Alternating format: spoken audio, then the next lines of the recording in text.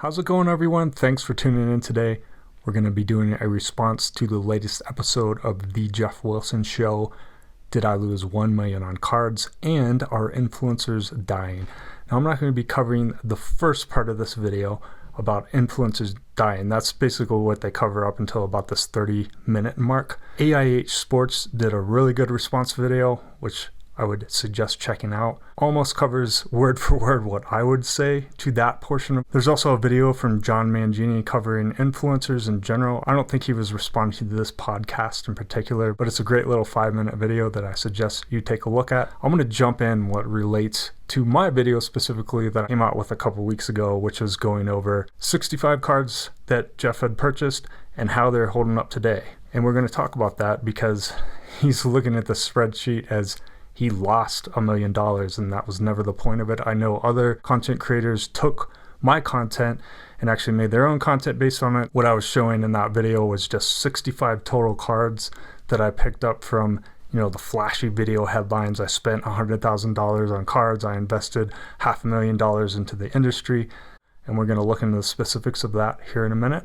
We're just going to go ahead and play this clip. Stop it. Since getting into spicy takes, there's been, clearly a spicy take that's been circulating. And I think that, we teased it at the beginning, and I think we should address it. So let's address the accusation that you have lost $1 million on cards.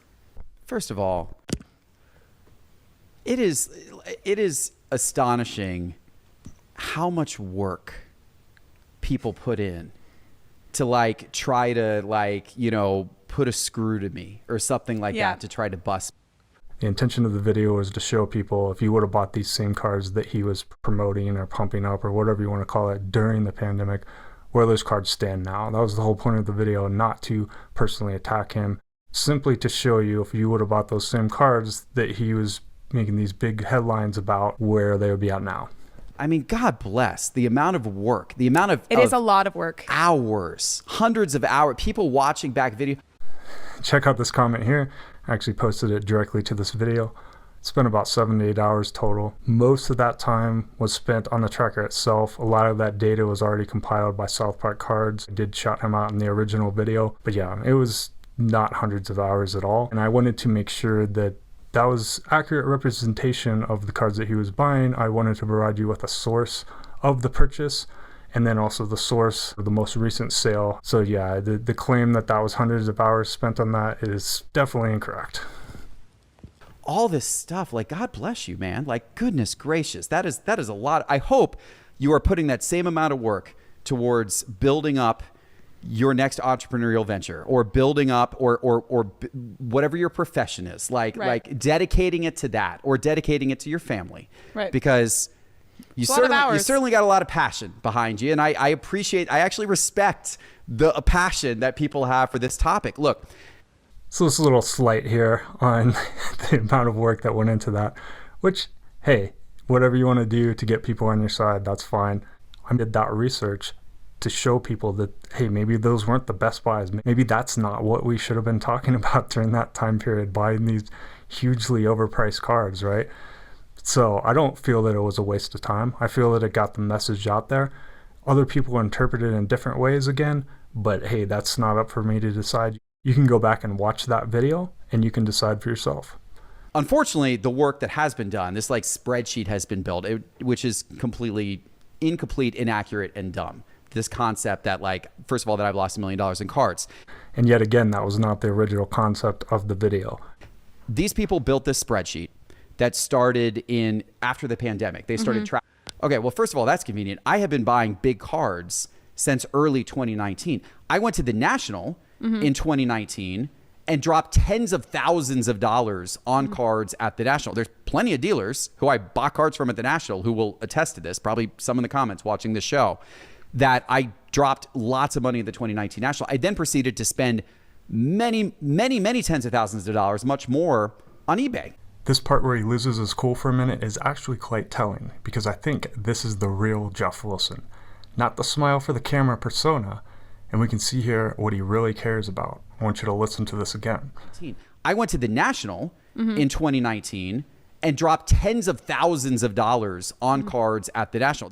So it's really no secret that he drops tens of thousands of dollars on cards, but I just wanted to point this out because I think he really wants you to know that that's what he's all about. He's all about dropping tens of thousands of dollars on cards, which, hey, that's fine. But there's a lot of us out there that do this as a hobby, and we want to get, say, our kids into it. And we don't need guys like this pushing that agenda where it's more flash over function. Look at all this money you can make in the sports card market. Jump in now and make a bunch of money. And then we see that highly likely that really wasn't the case. On eBay in 2019, buying all kinds of cards that are, I mean, obviously way more valuable today than what they were back then. In addition, this spreadsheet that these folks put together assumed that I never sold anything. Right. So they've got all these cards that I bought back like in the summer of 2020, in the fall of 2020. I actually gave him the opportunity to provide sales to me so that we could update that spreadsheet and we could have a more accurate representation of the offset sales that he may have made. And here it is right here. I put it on both his YouTube video here, and I also put it on a post that he made on Instagram. As of yet, I have not received an email. I've not received a response to either of these replies. Don't know if I ever will, but just wanted to clear that up. And here's something to think about. If he did actually sell these cards, let's say he sold them in 2020 or 2021 at the peak, right? And he made some money. Why was he not talking about those sales? That's the interesting part to me. You'd think you come out with some videos that said, hey, this is a great time to sell this card. I'm selling this card. You should too. I never saw any of those videos. Did you? Many of these cards, some of them I still own. Yeah. Several of them I still own. Many of them I have sold. Many of them. How come you weren't telling your audience about that? Once again, doesn't really make sense. If you've sold a bunch of the cards that you bought back then, if you made profits on them, why are you only telling people about the cards that they should be buying? There's also so many purchases missing from it. All the sealed wax that I bought, it's completely incomplete, These inaccurate. people are making a spreadsheet for your personal collection. How would they have any understanding of every coming and going of card that you've ever? Once again, the spreadsheet was not compiled to show comings and goings of every purchase. It specifically states in the video, I'm looking at 65 cards total, the ones that I found by scrolling through his YouTube, where he was telling us that he was spending $100,000, $500,000 on the hobby as investments. That's what it's tracking. I mean, well, not only that, but they're not even really trying on some of that because Right. let's bleep that out. I'm sorry, I'm not supposed to curse on here. It pisses me off. They're not even trying because I've done social posts and videos where I've actually sold some of these things for profit in many cases, and they're traded. I mean, if somebody's willing to reach out to me, I'm not going to go back through every social media post or every video ever. And that was not the original intention of the video in the first place, like I said. But if we would like to update this and offset some of those with sales, be more than happy to. Somebody just reach out to me. That's all I'm asking for. Yeah. They're just intentionally ignoring all that stuff so that they can, like create this hypothetical. The tagline is nice. I mean, that's what they're going for. Fine. They're going for the headline. And you know what? I'm honored that it can help their channel get views and clicks, and which it does. So good for them.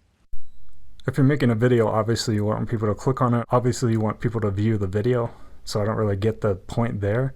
I mean, that's all of his videos. He wants people to click on them and view them. The reason I wanted people to view my videos is just for some clout chasing. That wasn't the point of my video at all. My video was to show people that the cards that were being pushed on them weren't that great of an investment as people were telling them. And if you did buy into those cards, you wouldn't be doing so well nowadays. On that front. But a couple final points I just want to make on this. First of all, because this is actually like an important business lesson for people to think about. Right. Tax ramifications about selling cards, making money, having to pay taxes out. You can go and watch the video if you want. I don't think it really applies as much. I just wanted to take that little section and respond to it. But I did want to say that in my original video, I did talk about investing and how I don't think cards are investment. And it was a little bit unclear to people what I was talking about there. Just want to clarify that now. I don't think that it's bad to make money on cards, but we have to talk about what it really is that you're doing. You're buying and you're selling. You're not investing. Investing is a different beast altogether.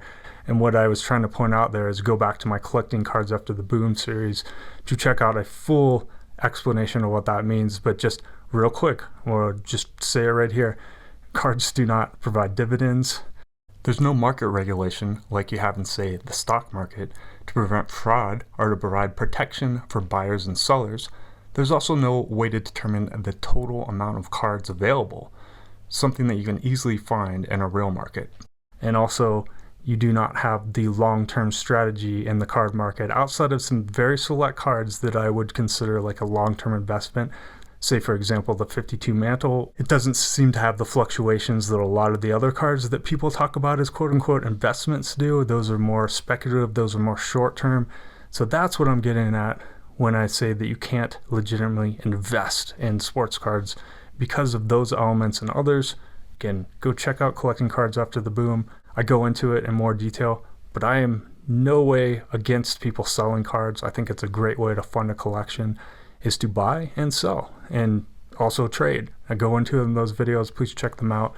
Thank you so much for watching this. I hope this clears up any confusion that anyone has on the initial video and provides some clarification of why I created my video in the first place. Nowadays, it seems like he is shifting a little bit more towards the collector because we see a lot more of collectors in the space now than just people wanting to get in to flip cards and make money, which is great. But I think it's time to be real with your audience. Let them know your profits and your losses for 2020 and 2021. If you want to offset that with 2019 purchases, feel free to do that. But let's be real with them. Let's actually take a look at what you bought and talk about if that was an actual investment or not, or were you leading people in the wrong direction. Instead of just deflecting and calling anybody that speaks out against you a hater, let's talk about that time period and be real with people. I'm going to leave you with a quick clip at the end here, but I really appreciate you watching this, and I will catch you on the next one.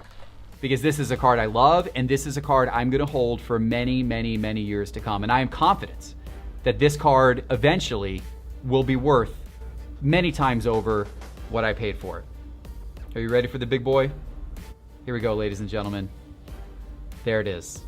The 1986 Fleer Michael Jordan PSA 10. When the cards go back up in value, because I think they're going to go back up in value.